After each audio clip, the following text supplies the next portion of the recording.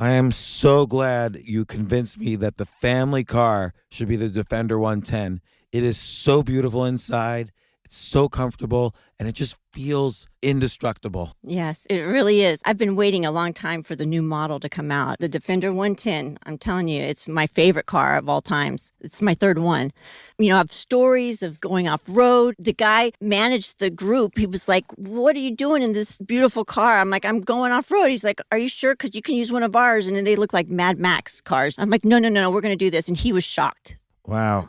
Well, it's great because the Defender has been reimagined for 21st century adventure, and its unparalleled off-road ability as well as its robust interior are invaluable whether you're headed towards uncharted territory or just a weekend of exploration. The Defender 110 tackles challenging surroundings with absolute confidence. The SUV conveys strength outside and in, featuring peerless technology like an intuitive driver display and an award-winning infotainment system. That's my favorite part, to keep you connected no matter where the journey takes you. Adventure is unique to everyone, and so is the Defender. Choose from the two-door Defender 90, the four-door Defender 110, or the larger Defender 130 with the ability to seat up to 8 passengers. You'll find uncompromising performance in all three. So pack up and go even further with the Defender 110. Learn more at LandRoverUSA.com/Defender. These days, we're all investors, trying to be smart with our money despite our worst impulses. But at iShares, we believe that deep down inside of every investor is a better investor. One that's just waiting to be let out. Explore iShares ETFs and insights and let your best investor out. Visit iShares.com for more information.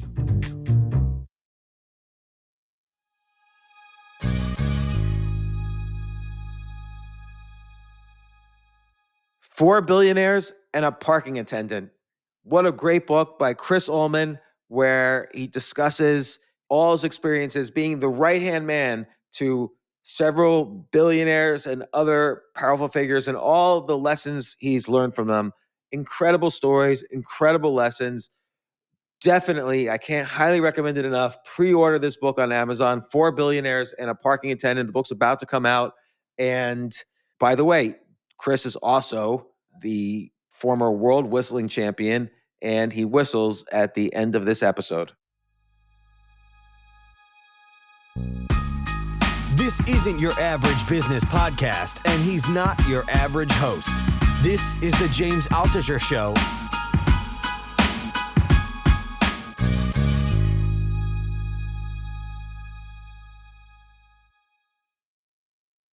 You know, you've worked with so many successful, interesting people, and I like how it's not just billionaires that you talk about in the book. So now we're talking about four billionaires and a parking attendant, like John Kasich, who was governor of Ohio, and he was in Congress and so on, and he ran for president.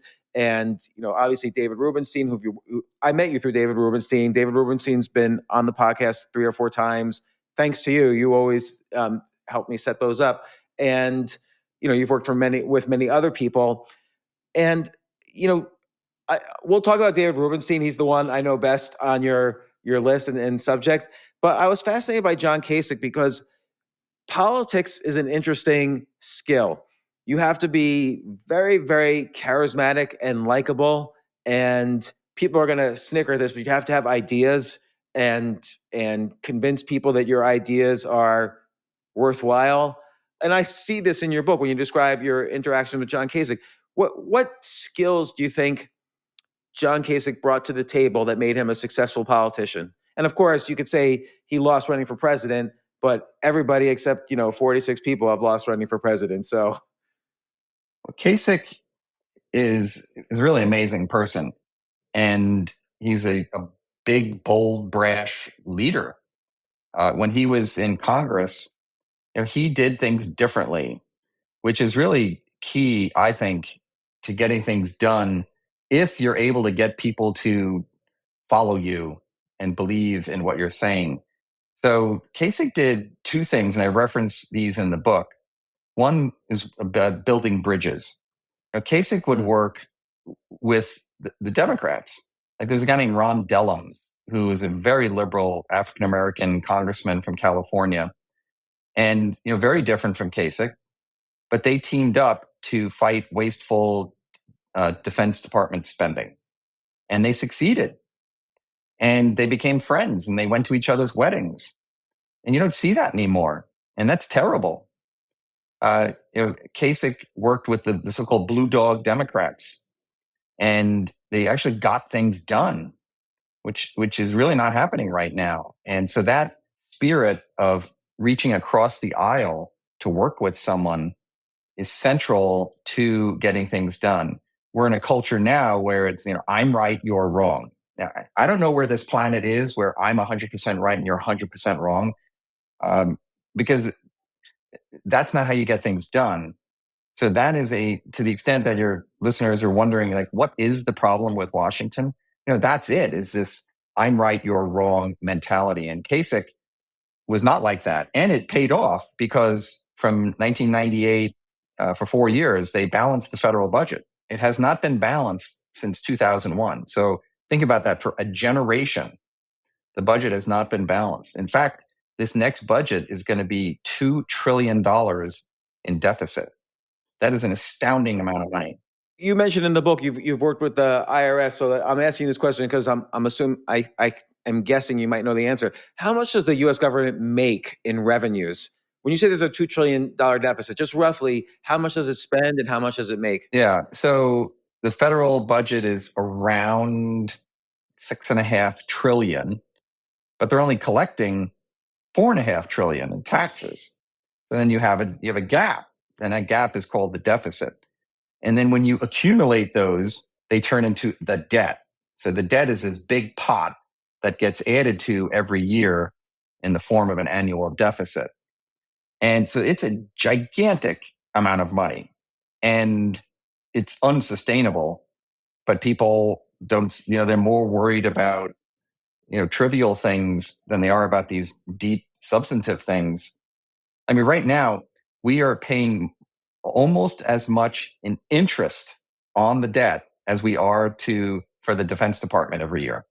And that's just interest. It just goes to China and South Korea and Germany and all these people and countries that have lent us money. So it's terrible. So Kasich was brilliant at reaching across the aisle to get things done.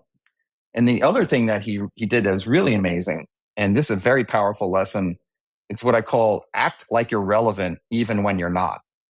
And the way things work on Capitol Hill is that when you're in the minority, meaning you're the minority party, as the Republicans were literally for 40 years, you don't have any power in the House of Representatives, at least. And your sole job is to beat up on the majority. So that's what they did for years and years. So when Kasich became the top Republican on the budget committee, he just said, I don't want to do that. I actually want to produce my own budget. And people said, you're nuts because you're putting a target right on your forehead. And he said, I don't care. I believe in something.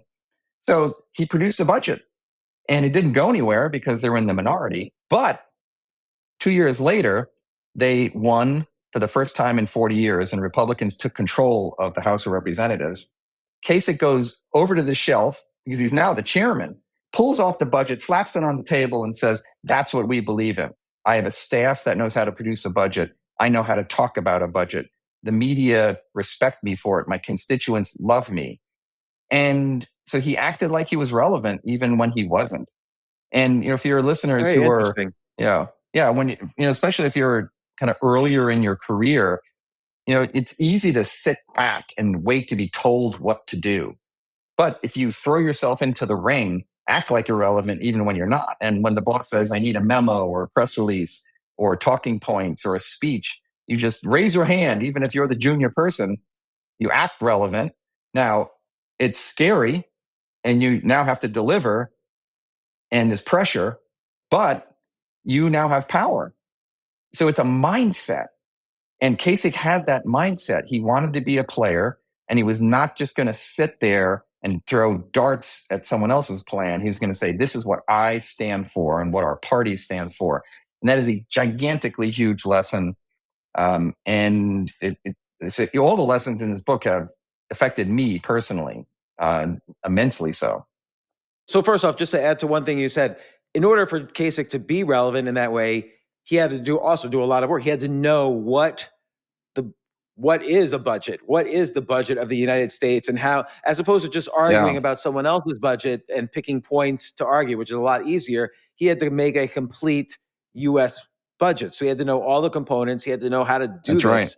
and had to know which issues were important. He also had to know then what's the philosophy of his party so that he can make a budget that fits in with the party, and also not just like an angry budget that's like I see sometimes that the party that's not in power makes a statement like, let's eliminate the IRS. And they can say that because they know it's meaningless because they're not in power. So it's just to, get favor from the people, like, oh, that's great, get rid of the IRS. But he had to make a relevant, like you say, he had to be relevant. He had to make a relevant budget, or a realistic one, not a science fiction one. So that's all these things take a lot of work and it's very hard. So what's an instance when you maybe were relevant and everyone's like, what's Chris doing? Why is he doing this? He doesn't need to do this. So here I am, an older, well-to-do Wall Street white guy. I don't see color. I didn't notice that. Okay, well, then you're rare. And who is sad and like crushed by police shootings of unarmed Black people. And, they're all complex and some of them may be justified, but nonetheless, it's heartbreaking when, Tamir Rice, a 14-year-old, is shot dead in a park. And I say, all right, what can this white guy do? And I say, well, I'm irrelevant. Like, who cares what I have to say? And I say, no, I don't want to be irrelevant. So I actually went to the TEDx Mid-Atlantic people. And it's a pretty prominent organizer of TED Talks in Washington. And I pitched them and I said, listen, I have a great story about how to bridge the gap between whites and Blacks in America. And they looked at me and they're like, you've got a lot of check marks that are going in the wrong direction here, buddy. And I said, listen, hear me out. And they heard me out and they said, we love your story. We want you to do this talk. And it's on YouTube. It's a very powerful. So I wanted to be relevant. And I was sick and tired of just saying, you read the latest story about a shooting, you say, well, what can I do about it? I can sit there and I can pray, or I can feel sad, or I can complain to whoever will listen to me. But I wanted to be relevant and productive and constructive in particular. And, I did that talk and thousands of people listened to it. And I got great feedback from white and Black people. And, it's all about loving your neighbor and de-escalating and then finding common ground with people. And, if I may, I'll tell you this quick anecdote where I was, Sure. and it's what the TED Talk is based on, is I'm in a McDonald's in Anacostia, which is kind of the tough part of town here in DC. And I was mentoring this young Black boy. He's around 10 years old. I'm, 40 years old. And where it's 9 p.m. on a Tuesday night, and this Black woman just comes up and hovers over me and says, what's up with you and the little boy? As if I'm a pervert or a kidnapper or something. And, I felt like saying, take a hike, lady. You got a problem because I'm white? And instead, I just stood up, extended my hand, and I said, hi, I'm Chris Ullman. This is Monte. We're in this Christian mentoring program, and we're just finished our session, and now we're just getting some food. And I'll tell you, like, the scales fall from her eyes. She says, this is shocking. She says, we need more people like you. So she went from thinking I was a pervert to actually wanting more people who are doing what I'm doing. And it's because I treated her with respect. I didn't assume she's a racist, and I could understand that it was a little unusual to see this older white guy with this younger Black kid. So that anecdote served as the basis for this TEDx talk. And, it's a very powerful story because too often people they revert to the mean. They go to their respective corners and just say, you're bad and I'm good. And they say the opposite. So Kasich's lesson, like, really impacted me. Like, get off the bench, get in there, be relevant, even if you think you can't be.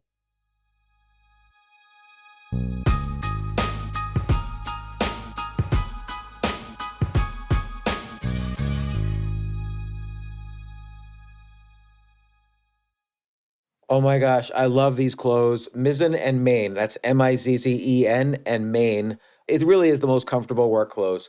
Travel clothes. I had to travel this whole week. I'm traveling for a week and a half, and I just took Mizzen and Main clothes with me. Close out 2023 in style with comfortable, breathable, packable, and machine washable pieces from Mizzen and Main.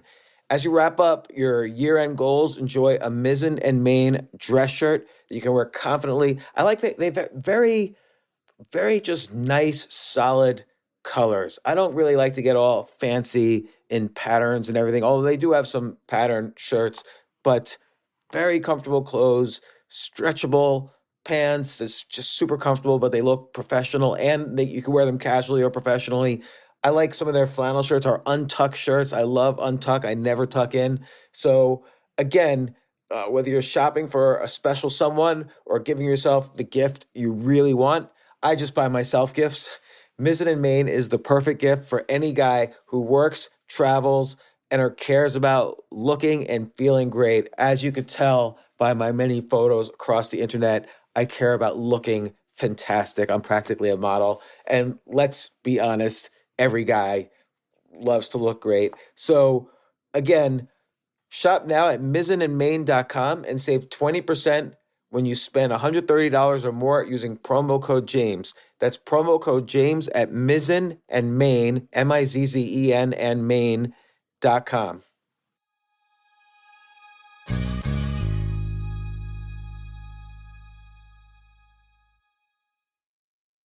You know what I love about fantasy sports is that even though I'm not going to be a great basketball player or a baseball player or a football player or whatever, I feel like I get to participate and make decisions and use my knowledge of these different leagues or these different sports to compete. So it's like I can pick my team or I can pick my favorite players and I could use my knowledge to make predictions and maybe even make money. So with the basketball season here, you can now pick combo projections across football and basketball from the Specials League on Prize Picks. This is a league created specifically for combo projections that include two or more players from different sports or leagues. Want to play alongside some of Prize Picks' favorite players like rapper Meek Mill and comedian Andrew Schultz, who's also been a guest on this podcast, and I've been a guest on his? You can now find community plays under the promos tab of the app to view entries for some of the biggest names in the Prize Picks community each week. Look, Prize Picks even offers a reboot policy so that your entries stay in play even if one of your players gets injured. For football and basketball games, if you have a player who exits the game in the first half and does not return in the second, that player is rebooted. Prize Picks is the only daily fantasy sports platform with an injury insurance policy. What? So I love playing it. I love anywhere where I can use analytical ability with my interests to demonstrate some skill and maybe make some money. And I like the game-like aspect. I do wish they had chess as a category on prizepicks.com, but I'll settle for what they've got. Maybe I should make my own fantasy chess league. But in any case, I love Prize Picks. Go to prizepicks.com/James. Use code James for a first deposit match up to $100. That's the easiest $100 you're ever going to make. So that's prizepicks.com/James and use code James. Daily fantasy sports made easy.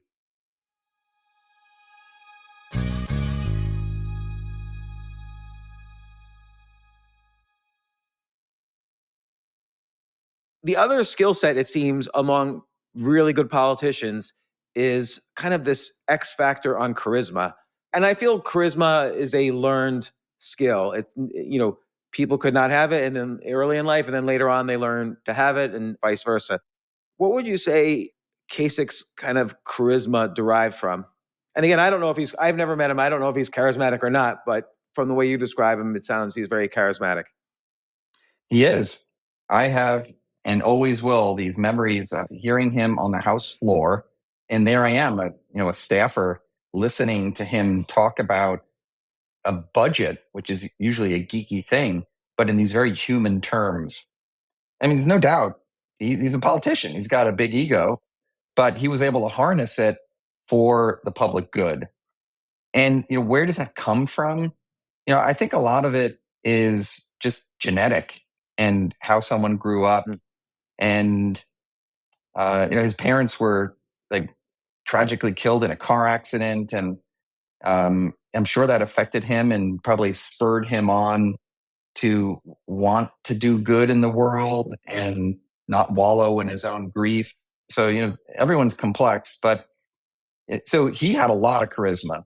But then, like you look at David Rubenstein, no one's going to say David is charismatic, or Arthur Levitt. No one says, like, Arthur's actually kind of boring the way he speaks.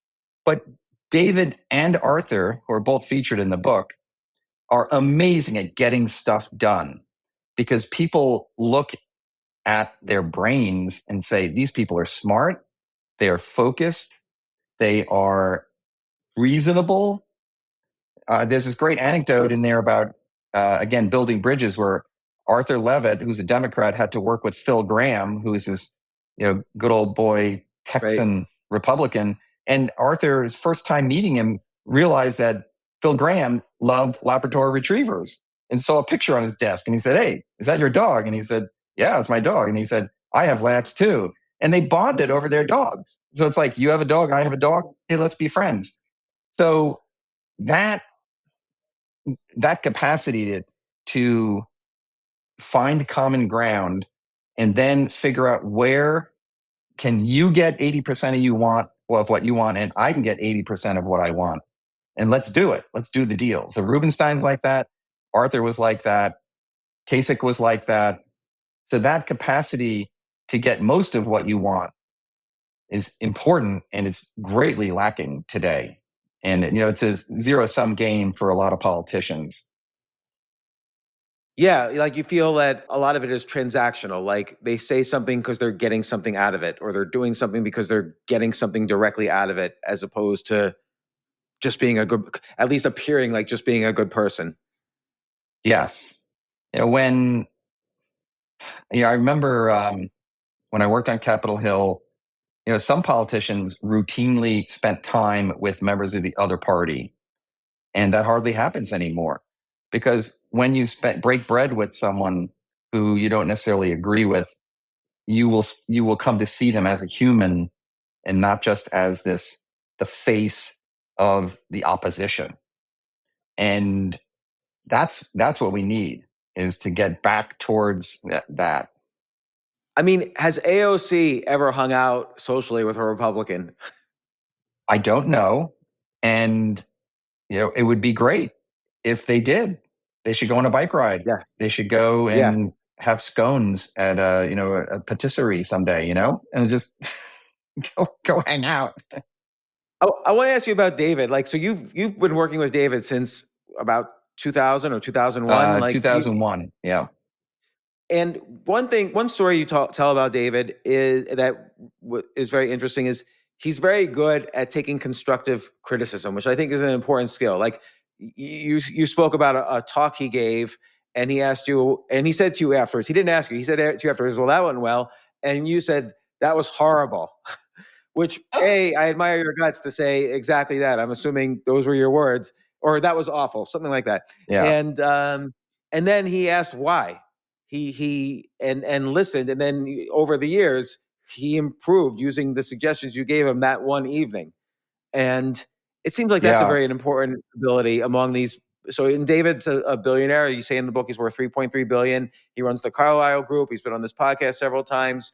Carlyle Group is probably the most powerful investment group on the planet, and he's got a fascinating story. And you have many experiences with him. When you first met him, what was the story? So, he's very even keeled. He's not high. He's not low. He's like almost flat, very straightforward. And he's witty. He's very funny. And he's very transactional, which I like. Get to the point. Let's not get bogged down with silly emotion. Not that it's never there, but the ratio is right. 80-20, logic, emotion, I think. And so here I am, I didn't know him that long, and we're at this event. He gives this talk that I think is terrible. And what I concluded, and this is how I couched it in the book, is that it's the courage to give and get constructive criticism. Because some people have no interest in receiving it because their poopy don't stink. And then some people are scared to give it because they're worried about their career. And they think that if they're too honest with the boss, they will be marginalized. And my view is you as the principal need to be open to growth. So you should actively solicit input from your subordinates. And then if you're the subordinate, you have to step up and don't be a message taker, but be an advisor.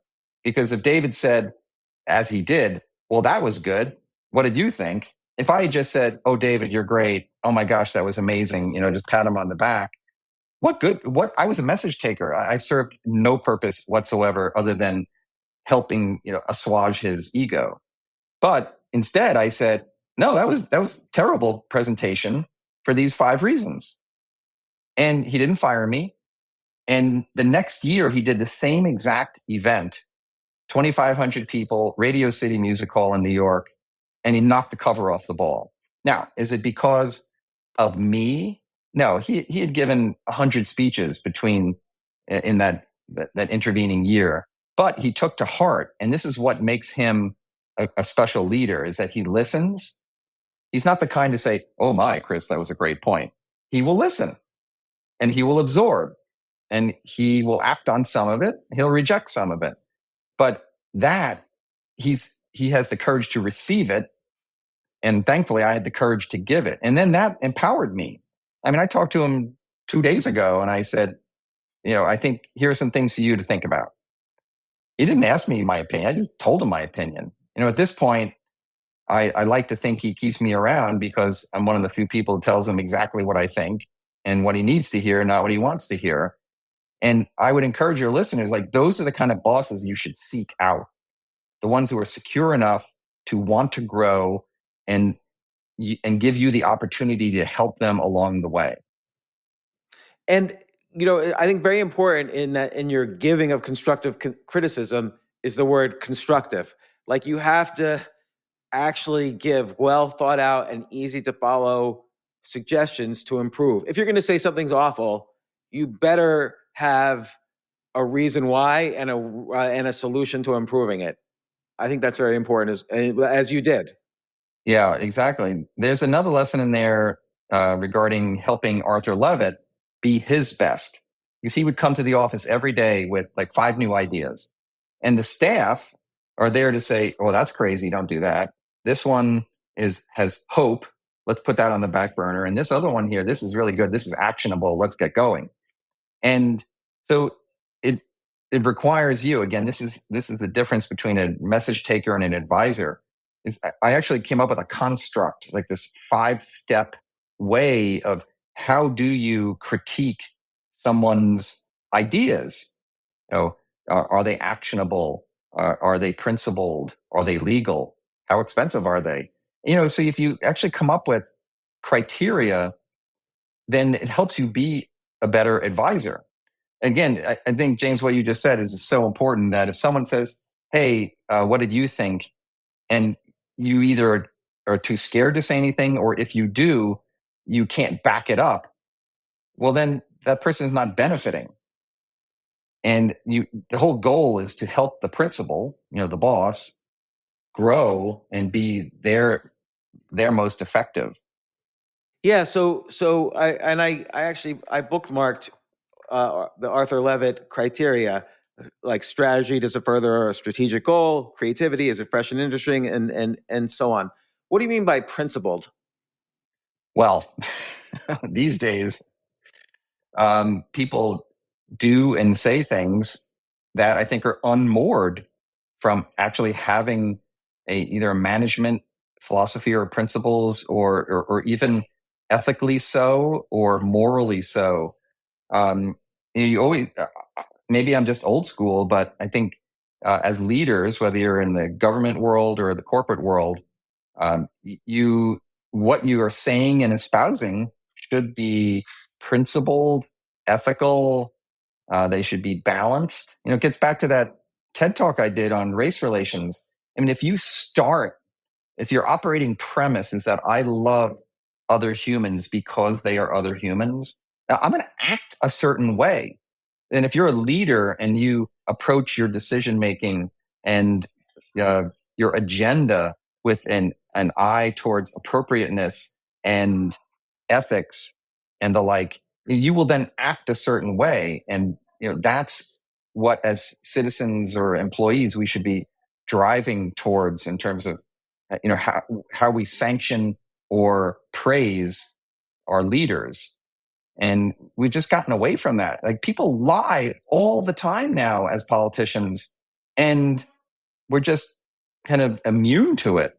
And Yeah. it's just crazy.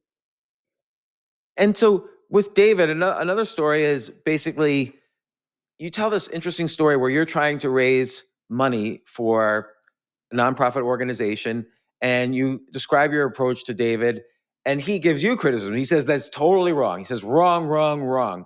And he gives you the exact opposite. And what we know about David and what you say about David is that he is phenomenal at raising money. I mean, Carlyle Group has $500 billion essentially that he raised. He's maybe the best. Maybe he's raised more money than anyone else on the planet in history. And so describe that. Like, how does he raise money? Because, okay, like I could just say when I was in the finances, it's very hard to raise money. It's very hard to hold out your hand and say, hey, can you give me some money for these reasons? Yeah, David's effective at raising money. I'll rattle off what I think are the key reasons. One is that he usually has a good cause. So Carlyle had good returns. So if you go to someone and say, we want you to commit to our newest fund, and here are returns, here's the team, here's the market conditions, and here's our approach, people are going to find that compelling. Or if he's raising money for Lincoln Center or the Kennedy Center or the Council on Foreign Relations, he believes in it. So you really have to believe in the product or the organization or the cause or whatever it is. And when he's not a backslapper. When people see him on your show, they realize that fast. And when they see him on his Bloomberg shows and all that, he's not this effervescent backslapping pole. He is very measured. So David is like the facts. I'm going to tell you about the firm. I'm going to tell you about our returns. I'm going to tell you about this organization. I'm going to tell you what we're going to do with your $10 million if you give it to us. So very factual, very balanced. And, I've long said that if you hired a speech coach or a presentation trainer and said, I'm going to describe someone to you, and then you described David Rubenstein without telling them that it was David Rubenstein, the trainer would say, oh, that's totally wrong. That's not how you do it. And I'd say, well, it's David Rubenstein, and he's one of the most sought after speakers and fundraisers in the world. And the reason is because he is authentic and he breaks the mold. He's very fact-based and he's incredibly articulate and knowledgeable. If he goes to a sovereign wealth fund in Abu Dhabi to go raise money, if the first half hour is spent talking about the global economic and political situation, and because they want to pick his brain, because they know he interviewed Jay Powell of the Fed last week. He just talked with President Biden. He just met with Jamie Dimon at JP Morgan. So he is totally in the mix, and he has this knowledge that's super current. So that half hour spent is demonstrating that A, he's connected, and B, that he is very knowledgeable. And then when he then pitches the latest Carlyle fund, they're going to take it more seriously. So it's a very human nature type of thing. There's a little foreplay is always a good thing before you go in for the kill, and he understands that. What about when he was first starting and he didn't necessarily have the brand and he didn't necessarily have the president returning his phone calls? Like, so 1987, he's managing $5 million. How does he get beyond that? That is a whole nother part of his personality, which was he's indefatigable. If someone said, you need to go, we'll use Abu Dhabi again, you need to go to Abu Dhabi 5 times in the next 3 months to get a $5 million commitment, he would do it.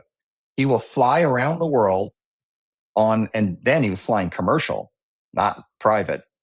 And he would do it 5 times to demonstrate his commitment and to make people feel comfortable. So, and he will do that today. I mean, he will fly anywhere to go seal the deal. Now that Carlyle has new leadership, I mean, they are putting David to work. They're sending him everywhere because he's, one of the most notable financiers in the world. And when he shows up for that family office in Taiwan or the sovereign wealth fund in Abu Dhabi, like they take him seriously, but he's willing to put the work in, which gets back to that advice that he gave me for how to raise money. So he told me my approach was totally wrong, because my approach was you ask once and the people either give or they don't give. And he's like, wrong, just as you said. And he said, the way you do it is you ask again and again and again and again until they give. That's how you do it. And I said, well, don't you get annoying? And he said, well, it's not like you're getting the money.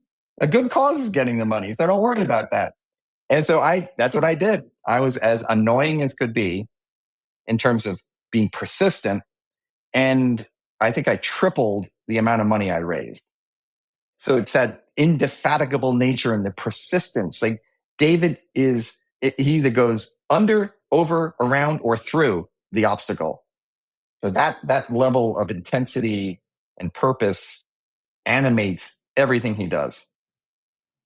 And I think just knowing him just from these podcasts, I think it's the fact that he is so even-keeled and flat and so knowledgeable and a believer in whatever it is he's raising. Actually, the more people see him, the more they get that aspect of him. And so, it makes it more likely that they're going to give money, whether it's for a charitable cause or to the Carlyle Group or whatever. Yeah, it's reminding me of something. So we spent the past 4 years producing a new PBS series called Iconic America. And if your listeners haven't checked it out, you should. It's on PBS. You can stream it for free. And so we're all used to David's style. David's style, again, he's got this wry humor. It's kind of flat, a little monotone. So the Wall Street Journal writes a review. Their TV critic writes a review and says, wow, this series is great. I love the topic. Ooh, but that David Rubenstein, he's kind of boring. We all looked at that and said, hey, that's David. That's what makes him special. And we're just used to it.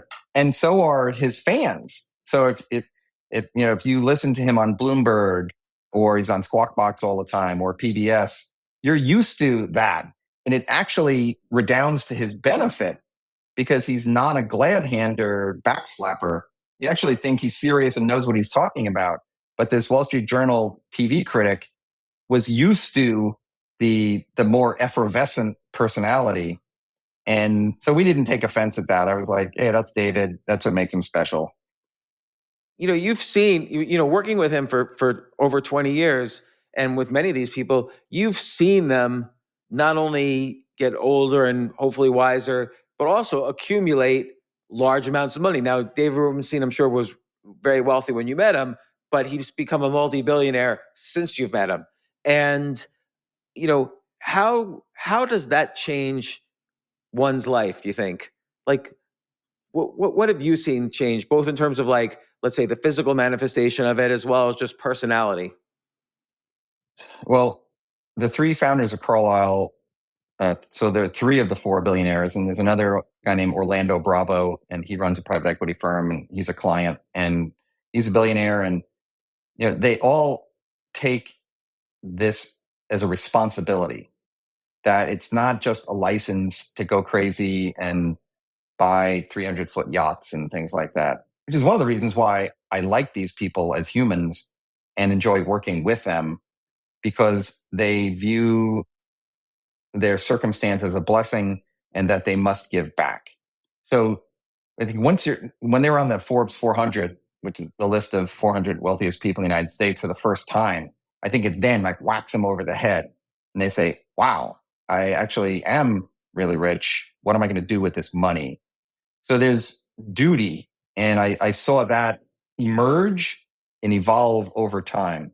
For example, Bill Conway, who's one of the founders of Carlyle, had a 20-year personal investment outside the firm exited this, I estimate he made a couple of $100 million on the deal.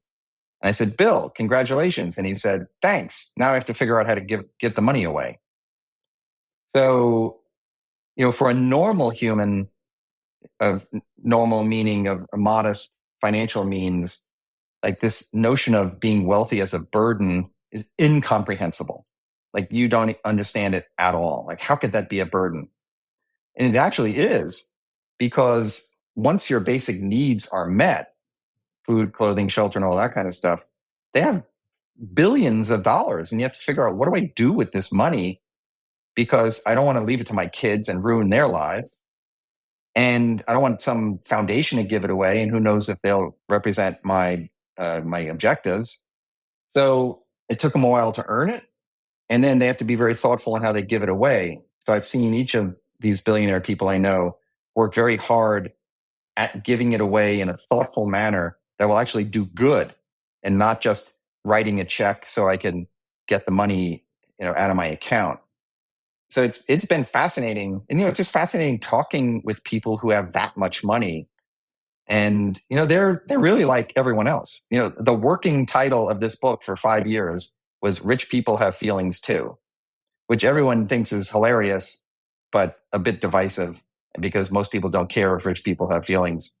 But I used that as a working title because having worked with super successful people for so long, I realized that they're really like everyone else. They just have a lot more money, meaning they have insecurities, they have fears, and they don't worry about food, clothing, shelter, daycare, elder care the way the rest of us do.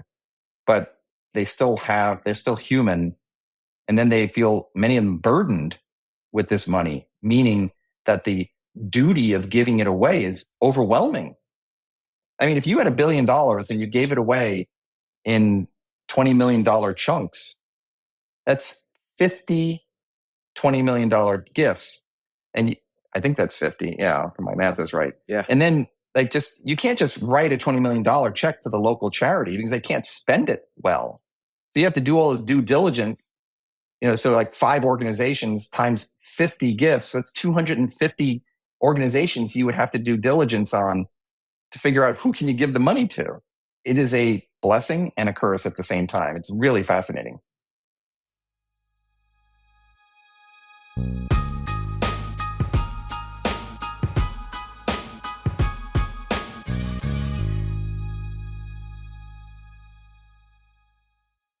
This is such a valuable service for all business owners, big businesses, small businesses, doesn't matter. I wish I had this in the many different businesses that I've started. Sometimes it seems like your business is humming, but then suddenly you don't understand it. You're starting to fall behind. You're not understanding where your costs are, where your revenues are, where your payments are. Teams are buried in all sorts of like BS work, and you can't seem to close the books. So you need like one dashboard, one source of truth. I'm jealous of this business, NetSuite from Oracle, of course, NetSuite by Oracle. I wish I'd come up with this idea. It's a brilliant concept to have all your business intelligence on one dashboard. This is why you need to know these 3 numbers: 37,000, 25, and 1. So 37,000, that's the number of businesses which have upgraded to NetSuite by Oracle. NetSuite is the #1 cloud financial system, streamlining accounting, financial management, inventory, HR, and more. 25. NetSuite turns 25 this year. That's 25 years of helping businesses do more with less, close their books in days, not weeks, and drive down costs. 1, because your business is one of a kind. So you get a customized solution for all of your key performance indicators, your KPIs, in one efficient system with one source of truth. Manage risk, get reliable forecasts, and improve margins. Everything you need to grow, all in one place. So right now, download NetSuite's popular KPI checklist designed to give you consistently excellent performance, absolutely free, at netsuite.com/James. That's netsuite.com/James to get your own KPI checklist.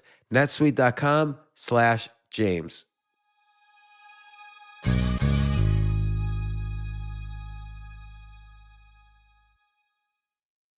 the future of learning is definitely online. Like, it's such BS that you have to spend $200,000 or take $200,000 in loans and go to some fancy school when it's useless. It doesn't guarantee you a job. Most employers, including me, do not care about degrees or grades or anything like that. We want to care that you love what you're doing, that you know what you're doing, in some cases that you have experience or that you're willing to learn. But people in general love learning and are curious. Like, the key to success is curiosity. And I think masterclass.com is the perfect model for online learning. I'm really happy they're sponsoring this episode. If you're going to give a gift, give the gift of learning. Masterclass makes a meaningful gift this season for you and anyone on your list, because both of you can learn from the best to become your best, from leadership to effective communication to cooking. Let me tell you some of the classes I've taken. I've taken comedy from Steve Martin. I mean, can you believe I can take a class from Steve Martin on comedy, or Judd Apatow, my favorite comedy director? I could take an actual class from him on writing. Wolfgang Puck on cooking. Dan Brown on writing, or Judy Bloom, who's been on this podcast, on writing. By the way, Wolfgang Puck also has been on this podcast. It's such a pleasure. I try to take classes all the time from masterclass.com. And whether you're watching Masterclass on TV or listening in audio mode in the app or on their site, the quality speaks for itself. It's like these Masterclass instructors are your own personal mentors that are going to help you reach the next level.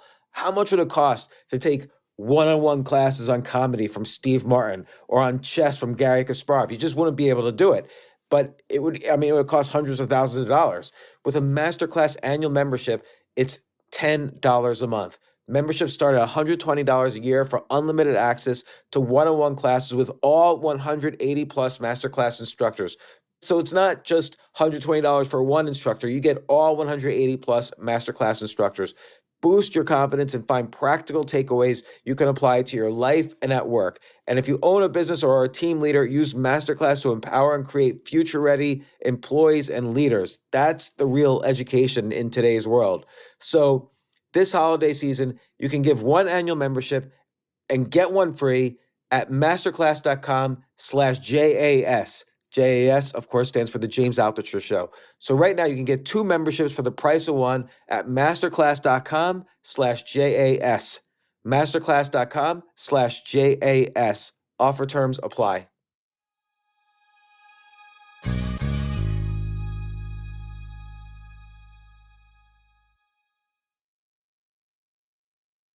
You know, there's one common theme that runs through the various billionaires you discuss, and this almost sounds cliche, but they're extremely above and beyond action oriented. So, like we were talking about David Rubenstein before the podcast began, he's not just busy.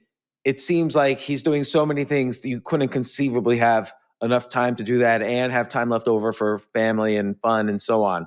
You say something about Bill Conway where he basically says, don't do anything irrelevant. And I was curious about that phrase. Like, how does he define irrelevance? Well, so Bill was from 30 years the chief investment officer at Carlyle. So the buck stopped with him. Do we invest this money in this company or not? So it's a gigantic burden, to write a multi-billion-dollar check to buy the Acme company is just a huge responsibility. And Carlyle founders were very good at dividing and conquering in terms of their duties. So Bill focused on the investment process and the team that did the investing. Dan kind of ran the firm, and David was the strategist, fundraiser, and face of the firm. So I recount in the book where, since I was the PR guy, I would go to Bill occasionally. I'd say, "Hey, Bill, do you want to talk to the New York Times about this?" And he'd say, "Nah, I don't want to talk to them. It's like totally irrelevant to me. I need to go manage $300 billion. So sometimes he would see me coming down the hall and he would like change direction or he would avoid my office because if I saw him, I'd say, Bill, I need to talk to you. And then when I told him this, when I was writing the book, he's like, "Oh, did I really do that to you?" And I said, "Oh, yes, you did. And you did. But I don't take it personally because your job was to focus on what's important, which is managing the money for our investors, not doing podcasts with James Altucher, who is a wonderful human being. But that's why David did it, because David's the face of the firm. So I learned a lot from that about how to allocate time and focus on what's important, versus what is irrelevant. Yeah, and again, even like with Arthur Levitt, very action oriented. Like you described this one story, which actually made me wonder about his mental health. But you describe where he kind of gives you a list of things to do, and while he's still describing the list, he asks you, "So how's it going so far?"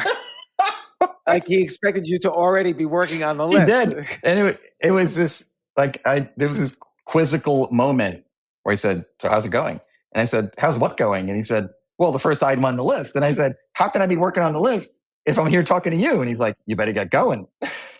It's like, it is a mindset. It's because people have said to me, what are these kind of main attributes of these super successful people? And intensity is definitely one of them, where Mitch Daniels, super intense, Lou Gerstner from IBM, who saved IBM in the 90s, very intense. They're super focused. I mean, that doesn't mean they don't like to chit chat once in a while, but when you are around them, you better be ready for the intensity, both to give it and to get it. When they ask you a question, boom, you better have a good answer. And one of the things I talk about, especially in the introduction to the book, is I went from this kind of middle class, minor league type of environment to the majors in Washington, where working with these senior government officials, all these billionaires, and I just really had to up my game.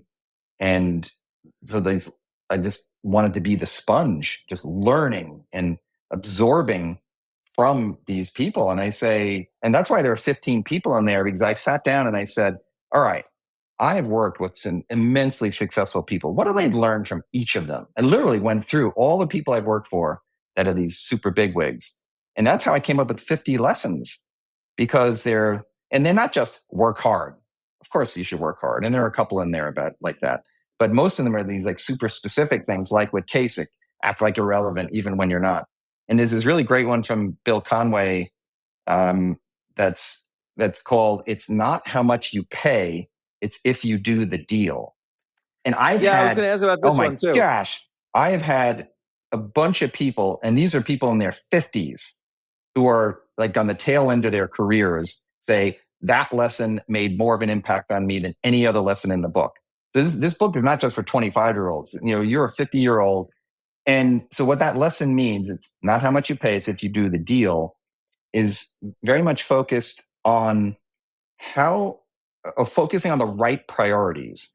And again, it's not surprising that this is a Bill Conway lesson, because too often people will say, all right, I'm only going to pay $1 billion for that company because it's not worth a penny more than $1 billion for it. And then someone comes in and bids $1.1 billion and say, I am not paying a penny over $1 billion. And you don't get the deal. But then they knock the cover off the ball and you missed out. Why? Because you focus less on, do I really want to own that company and make a slightly smaller profit because I'm paying a little more? Or do I just fixate on the cost? And so I watch with my wife Shark Tank every night. And so someone comes in there and says, I'm going to sell you 10% of my company for $100,000. And then Mark Cuban says, hey, I like your company. I'll give you that $100,000, but I want 20% of your company. And they're like, not in a million years. No way. And I yell at the TV and I say, listen, here is a billionaire who is immensely successful, who will radically change the trajectory of your firm and your life. And you're not going to give them 20% of the firm? Are you insane? Because they're fixated not on whether you do a deal with Mark Cuban. They're fixated on whether or not I give up 10% of equity or 20% of equity, which is the wrong thing to focus on.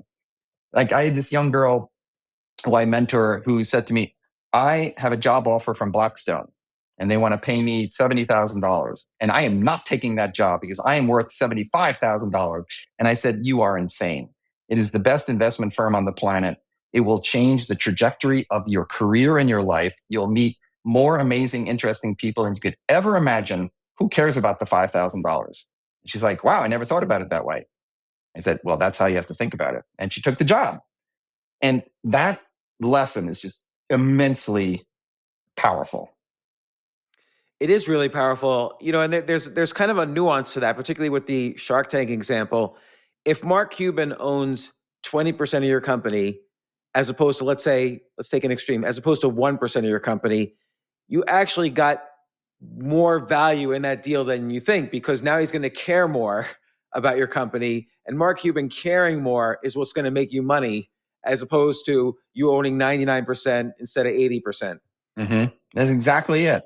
But we focus on the wrong things. And like we used to know at Carlyle, like we'd have these new people join and they're going to run a new fund. And then they get all persnickety about their business card. And my team had been there for 20 years. And we'd look at each other and say, they're not going to last long. Because they're focused on the wrong thing. Who cares about your business card? Are you out there kicking butt and investing or not? Anyway, so focus on the right things, and it becomes muscle memory over time. You will the more you do it and get used to focusing on the right things, you really get a good sense of what are the right things. And it's interesting. You tell this one story in the book that the story is not about what I'm about to say, but it was an interesting story. You personally were negotiating with David over your job at one point, and he was very, very direct. Like, it seems like with a lot of these guys, there's no fluff. Like, they cut out all the fat in a conversation or in a negotiation. They get right to the point. And, essentially, you had a mild discussion with Goldman Sachs about going from Carlyle to be heading crisis communications at Goldman Sachs. And this was after the financial, it was in 2011. And of course, all these people talk. Word gets back to David Rubenstein.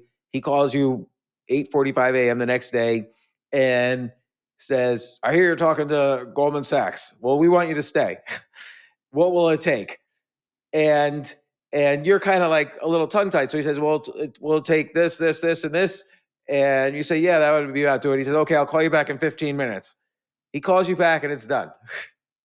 That was an amazing story. That one's called The Power of Transactional Thinking. And again, this is like, how do you focus on the right things? And a lot of people would, in David's position, would have said, you betrayed me. Can't trust you anymore. How could you do this to me after all I've done for you? Your future here is. So when I got that phone call, so you were nervous. You were scared. I was, of course, nervous. You knew the phone call was coming. Yeah, I knew, because my immediate boss heard first. He then told Rubenstein, and then this is what's brilliant about David, is David says, these are the 5 reasons you would talk to Goldman. So he's empathizing with me as a human. That, they're going to pay you more. It's a great name. You're going to learn a lot. It's an intense time and all this cool stuff. And I start to explain that I'm not looking for a job. He's like, just be quiet. He said, I don't want you to leave. This is what I'll do, just as you noted.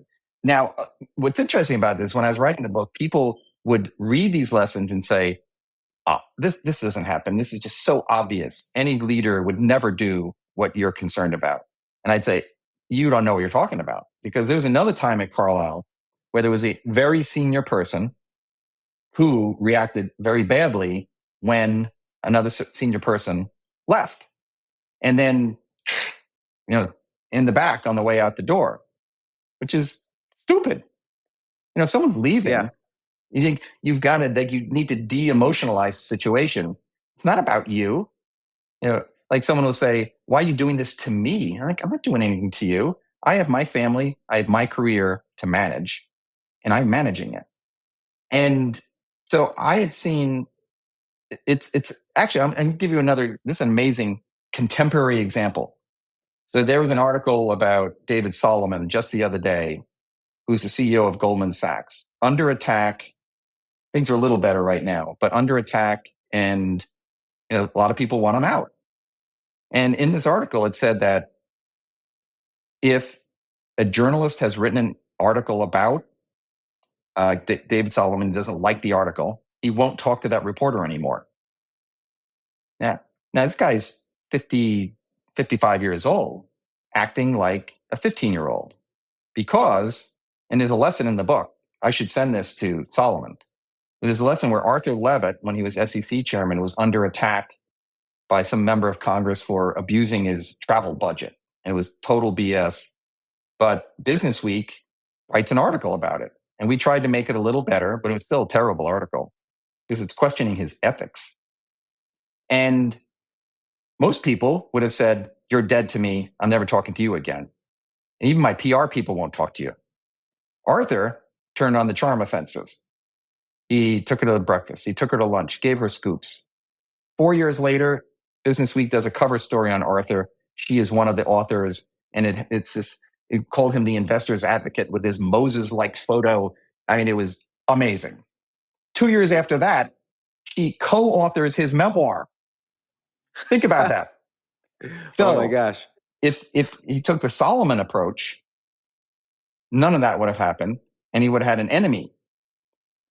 So much of like someone might say to me, what's your state of mind to actually absorb these lessons? And I say, you just got to be a little humble, because if you see someone like Arthur Levitt think long-term and de-emotionalize, maybe that would work for you too.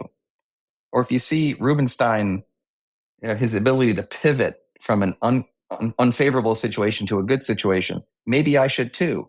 Or if, like Kasich, reaching across the aisle, like maybe I could benefit from that too. So I determined that if people just have a modicum of humility, then these lessons will really take root in them, have a huge impact.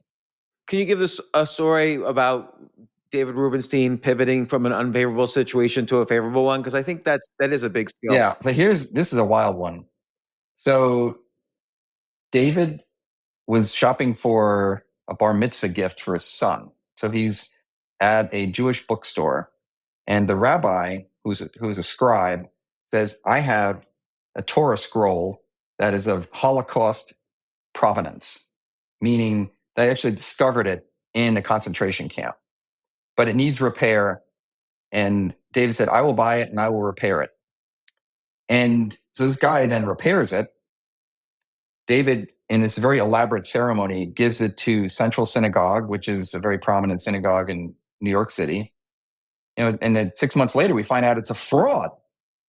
Just fake. Gosh. The guy faked it. So I remember telling David and going, imagine delivering that after all we went through.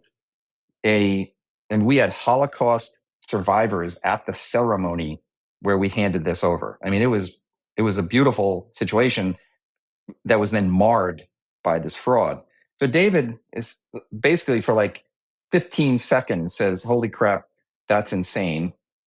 Then in his swivel chair, turns around, calls the United States Holocaust Memorial Museum, gets the director on the phone and says, "I need the top scholar in the world on Torah scrolls." Gets that guy on the phone and says, "We got a problem. I need you to help me solve it. I need to get a replacement. And if it takes repair, I'm gonna buy it. I'm gonna replace it. And Central Synagogue will have an authentic Holocaust era Torah scroll." And he did. Like, he didn't wring his hands for days and weeks and I'm a victim. It was amazing. It was actually a stunning process to watch, because people love to wring their hands. Victim, victim, victim. And David's not like that. David has got a lot of to-dos. He even calls it sprinting to the finish. He has so many things he's trying to jam in. A lot of things, limited time. Who has time for wringing your hands? Do you feel like all of these people that you speak of, do you feel like their ambition never ends? Do you think they're driven right up until the last moment? Or do you think at some point they just say, enough's enough, I'm going to just take it easy? Never ends. I always wonder about this. Like, I want it to end sometime. I want to hope that in the future it ends. Not life, but like, the desire for, and I don't mean the desire for more accumulation, but the desire for more, I don't know, career or ambition or whatever it is. Well, I think that's an excellent point. I think so much depends on what you're seeking. If it's just more money, what's the point? I mean, once you have 3 billion, why do you need 5? But if I agree with it's that. just accolades from strangers, I'm not sure what the point of that is either. If it's, and again, this is all very highly judgmental, and it's also reflective of how I'm trying to live my life, is if the intensity can be directed towards putting my wisdom, resources, connections to use, then why not? Like this notion of, like, David has been asked for years, what do you do to relax, have fun, or go on vacation? And he used to say, I have no hobbies. And I would say, you even may have asked him that question years ago when we first met. And I said, David, stop saying you don't have any hobbies, because you do have hobbies. Your hobbies are reading, traveling, and meeting people, really neat people all around the world. Like, what's wrong with that? Just because you don't play golf or, watch the latest Netflix series doesn't mean you don't have hobbies. So he kind of embraced that. So I think the key, especially for your more seasoned or older listeners, viewers, is to say, how can I use all of this accumulated resources and wisdom to actually give back in a substantial way? And, maybe I'll ratchet back on my actual job, but people like that need to be engaged because they have the money, they have the time, they have the connections, they have the wisdom. I think their duty is to give back. And it's interesting because the book is titled 4 Billionaires and a Parking Attendant. So, there is valuable lessons from the parking attendant. The chapter on happiness is very interesting, where he seems like a very happy guy, and you contrast that with something David Rubenstein said, how he doesn't really know a lot of happy billionaires. And is that true, that he doesn't really know a lot of happy billionaires? And and of course, the parking attendant is a good example that happiness is really uncorrelated to money. There are a lot of studies on that. It's correlated depending on which ones you read, but like up to like 70, 80, 90,000 or something like that. And this gentleman, the parking attendant, I assume is below that, but nonetheless was still happy. What I find fascinating about David's claim is that he's consistent with saying it. He knows a lot of billionaires, so I take him at face value. The 4 billionaires I know, seem reasonably happy, but you never know for sure. And the reason I put Sala, and that's the parking attendant's first name, in the book, is that I really love this juxtaposition between kind of someone's lot in life, on the lower socioeconomic part of this spectrum, where, I drive my car and he parks it every day for 4 years, but big, bright smile, Ethiopian immigrant, learning English, but happy literally every day. Mr. Chris, how are you? How's your family? How's your weekend? And, and it's always cold or hot and dark in the garage. And then there's this juxtaposition. You take the elevator up 40 feet and there's all these billionaires and all this money sloshing around. And Rubenstein said he doesn't know many happy billionaires. And they say, how the heck is that possible? So Sala just inspired me and is a powerful reminder to focus on things other than, material possessions. Now, again, most people do worry about money because they do have to take care of their daycare and their health care and their old parents. And so wealthy people don't have that, which is why there's this extra duty, I believe, to do good with their resources, because they are effectively absolved of most of the normal human stress that people have. And Bitsala was a great reminder of, hey, focus on what's important. He had 2 children, his wife, his faith, and serving his parking clients well. And like, that is an honorable life. And it's very interesting because what I get out of that lesson and several of the other stories that you've told today and that you've written about is that you are curious and listen to the parking attendant and of course the billionaires and the politicians and so on and on. Like, you have achieved success. This is the reason why David Rubenstein called you at 8:45 in the morning and says, we have to keep you here, is you're listening to these people and treating them equally, the parking attendant and the billionaires. And a lot of people don't do that. This has been your kind of trademark to success. David Rubenstein raises a lot of money. Bill Conway, does the deal. You're listening and learning from all of these people around you, and it doesn't matter what their title is and who they are. If you feel there's a lesson there, you get it. Well, in the end, my faith says, love God, love your neighbor. It's a simple message. It's difficult to do, but it is the mandate. And so I try to live it. I'm a sinner. I'm imperfect. But every day I try to say, love God, love my neighbor, just as a mantra. And as Rubenstein himself says, you can't take that wealth with you. The Egyptians tried it and it did not work. So, I've got a fancy car and 2 houses and a nice 401k, and it's all ephemeral in the scheme of time, and from an eternity standpoint, it's as irrelevant as can be. So therefore, focusing on fellow creatures of God, we're all children of God, like that's where it's at. I mean, yeah.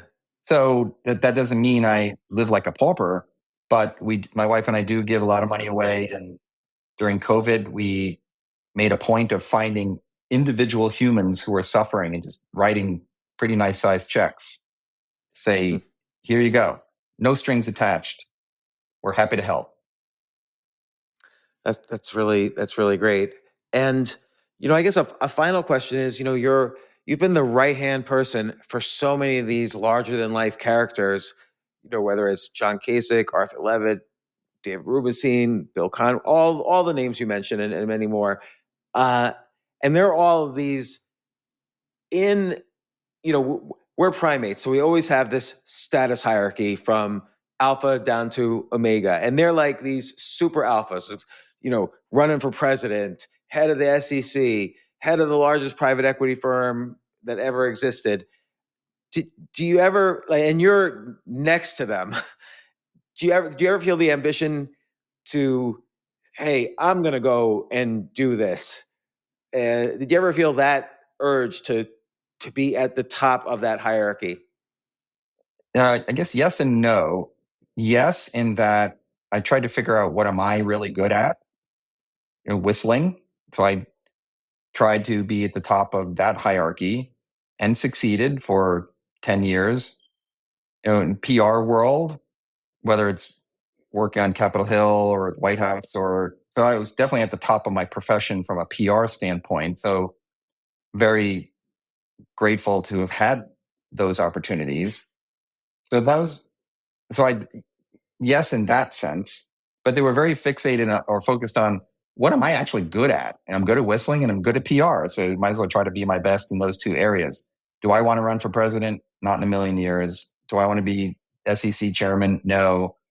Do I want to do what it takes to be a billionaire like David? No.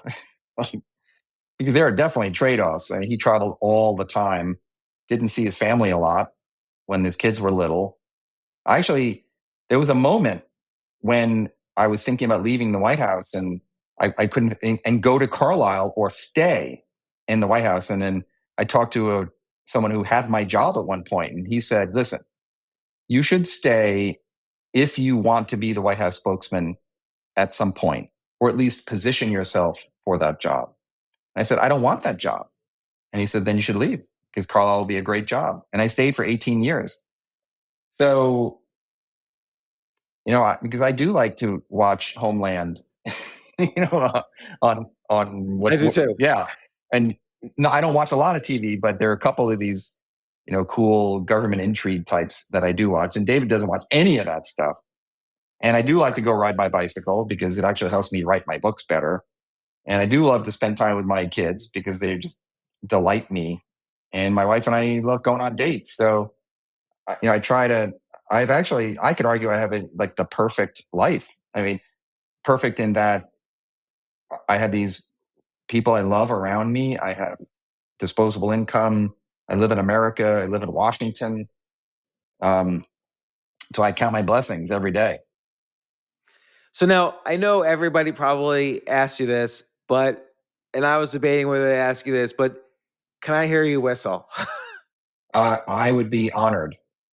Okay, so here's Take the A Train, made famous by Duke Ellington, but written by Billy Strayhorn.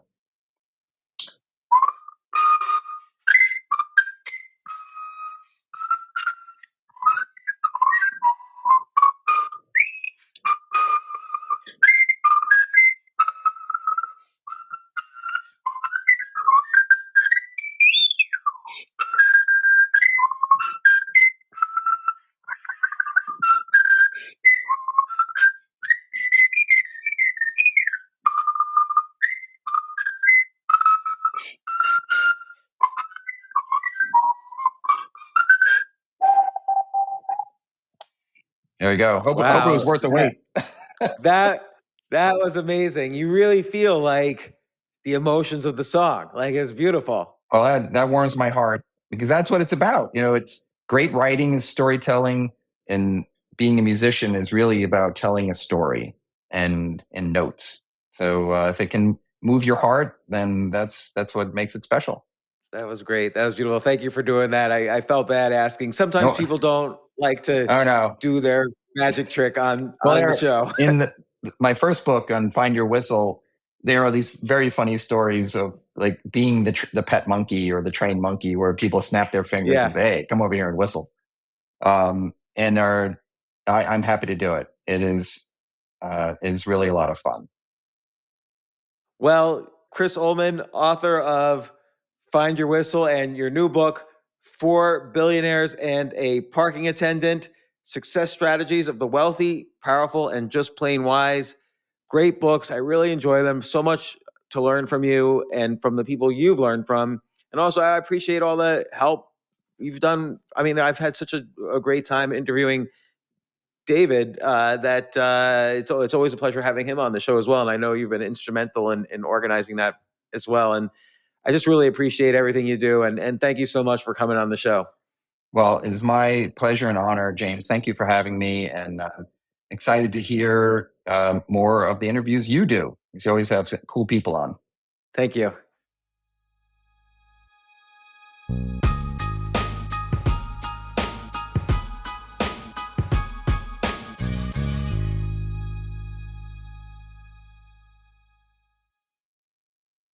Diving deep into your passions has never been easier. Thanks to Amazon Prime. You get all-in-one access to the things you need, so you can get more out of the things you love. With a range of services including Prime Video, Amazon Music, and Prime Fast free shipping. Amazon Prime is like your personal mission control for all the things that inspire. From shopping and streaming to saving, it's on Prime. Visit Amazon.com/Prime to get more out of whatever you're into. It's on Prime. When someone accidentally threw away the school play costumes. Oh no. Replacements were shipped with FedEx. And with picture proof of delivery, everyone could focus on the perfect opening night. FedEx, where now meets next. For residential delivery only.